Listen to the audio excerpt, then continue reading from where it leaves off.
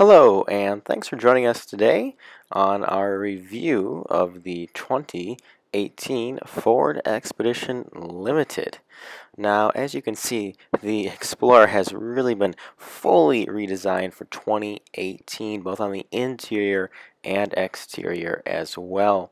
Obviously, big things to notice would be the new side profile, where we have the doors actually coming up higher into the window line, and it also makes it look, quite frankly, a little bit more like a Suburban or Tahoe, right?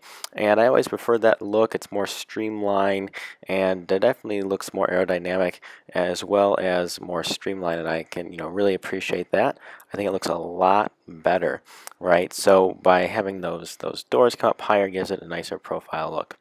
Stepping around to the back, I really appreciate and like the large tail lights. I think it's really definitely a good feature to have on this car. It shows you just how big it is when you have such a giant light on the back, and that's also full LED. Looks really cool at night, and it definitely makes sure that people know you're stopping, right? So of course we have automatic tailgate. You just have the key in your pocket, press the button, opens right up. The glass panel above still opens as well. The seats in the back here are all fully automatic, right, with these buttons right here. Just press the button and the seat will begin to fold. It does fold flat into the rear. Now the middle row, the second row, does not fold into the floor like these do. It does fold flat with the rear row, but it doesn't fold into the floor like a minivan. Now you just press the button, of course, to close the hatch, and there you go. It does it really nice, really quickly. Don't have to wait a long time. Sometimes they take way too long to close. Now on the limited model here, we have, of course, these nice wheels, and there is a platinum model which has even larger wheels, has more chrome on it, but for the majority of consumers, this is going to probably be the most typical one. Our tester here is around $68,000, has a few extra features like the full panoramic sunroof, which we'll definitely show you inside in a moment.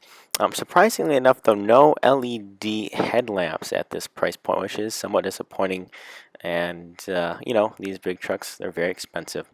Now let's go check out the inside. Definitely my favorite part of the all-new Expedition. The interior here is so much better. Look at this. The leather, the nice trim pieces, the wood. It's not real, but it definitely does a good job of looking real, and it's not too shiny. Bang & Olufsen sound system, premium sound system, available on the limited and platinum. Nice seat controls. They used to be those black things. They're much better now. Large buttons you can press with gloves on. Can do the seat headrest down as well as open the trunk. And just nice crafted interior, very comfortable. Now definitely on par, if not better, arguably better than a Suburban. We have the push to start right there. Foot on the brake, press the button to start. Then you can see right in the middle a very large screen, it's fully reconfigurable. Tons of different information we can display on there. Trips, fuel economy, and then that up there in the upper right hand corner is the turbo boost, which is my favorite gauge for sure. Auto stop start off, I always turn it off. It's very annoying to me in any vehicle. Have the nice controls here, heated and cooled seats, heated steering wheel, and the trim is nice finish in chrome. And dial shifter, absolutely love that. Drive mode control as well. But you can see it's very nice, very comfortable. There's the large roof I was referring to earlier. And the seats, again, I just can't speak enough to how comfortable they are. You really have to try it out for yourself. Leather wrapped steering wheel, nice soft leather. Unlike before, it was lower quality. Now they've changed that. We can go ahead and use that control to cycle through the different drive modes. It is generally in two-wheel drive, so rear-wheel drive, but by changing that, it will also adjust the four-wheel drive system accordingly. Now let's take this thing out on the road, and I'll give you some driving impressions. Alright, so now I'm just going to go over a few driving impressions with you guys. We're about to take it for a little spin, and I will sort of go through some of the specs on the car and give you my opinions of the driving dynamics. So first thing though, I'd like to note, I absolutely love the dial shifter. Now again, I may be partial to this because I drive a Fusion with it, but I just find it to be very easy to use. You always know exactly what gear, it's just really quick, right? So you're not on the column fighting it, right? Sometimes I remember those days it was a little bit of you accidentally go into manual instead of drive or whatever. But this, very simple, very easy. Absolutely love it. Of course, it's push to start as you saw earlier, and I must note first off, right,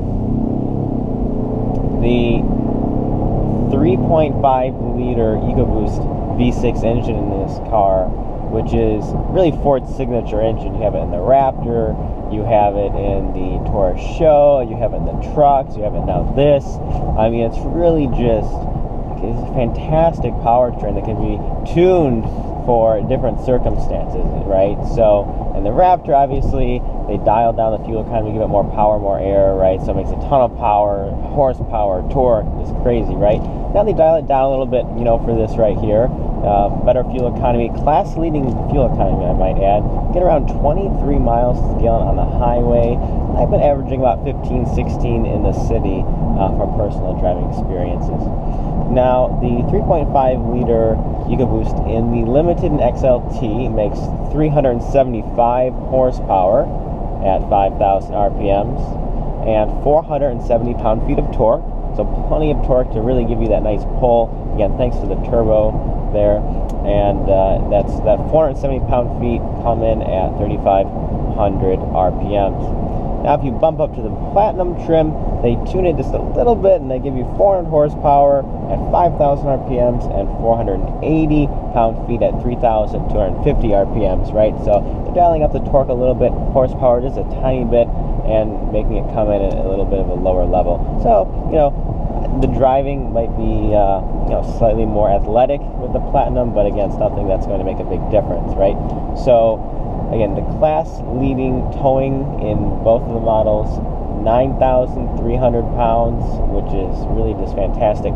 Plenty of room for the family, the kids, the dog, and the trailer, which is really what this car is designed to do. And that's basically, what you get here. Now, next thing I would, like to go over are the driving dynamics, right? Big SUV. Of course, it's not going to drive like a sports car. However, Ford has done a really good job engineering the Expedition to be very confident whether you're making a quick turn, merging out of the freeway on an entrance ramp that has a large curve to it, right? So before it was a little top heavy. Well, actually, I take that. It was really top heavy, right? It was this big giant box of a thing. And you could really tell, you could really feel its weight, especially when you were turning. It was really obnoxious, frankly. And I like big SUVs, I like to drive them, but the old Expedition was not my favorite. But this new one, completely different machine, drives completely different. If you were to drive the old Expedition and drive this Expedition, you'd think you're driving a completely different car, and that's really what they are. Again, it was designed, fully redesigned, bottom to top, right? So independent rear suspension's a new thing that we have here, which is absolutely fantastic. Again, that really helps with the off-roading. If you plan to do a little bit of mild off-roading in this, that helps, as well as, of course, just the overall handling, right? Another thing, very quiet in here. They've done a really good job with the soundproofing. You're very isolated from noises. And they even bumped that up a little bit too in the Platinum model. They give it even more sound insulation. So I can't imagine what that would be like, considering that this is really so good at that. Now, lastly, I want to talk about my favorite new aspect of the new generation of Expedition. And we're seeing it also in a lot of new Ford vehicles. That is the 10-speed automatic transmission. Let me tell you, it's absolutely phenomenal. It is one of the best transmissions I have ever experienced in any vehicle whatsoever. Before, my biggest gripe with Ford vehicles was the 6-speed auto was kind of slow. It was slow. It was clunky. Wasn't very good. And the new 10-speed that we're seeing across the line, pretty much all the vehicles, eventually probably will be in all of them. It's so good in this, and it just makes everything so much smoother. You couldn't ask for a better transmission. It's going to really help out with fuel economy, with towing, with the driving experience, the responsiveness. And speaking of the responsiveness, we can do 0 to 60, partly thanks to the new transmission, in around 6.2, 6.4 seconds. I mean, this thing weighs over 5,500 pounds, right? So that's really something to thanks to modern engineering, right? And Ford, again, did an outstanding job with the new Expedition. Love it, and I just really can't say enough good things about it. Thanks for joining us today. I hope this was informative for everybody, and we will catch you on the next car.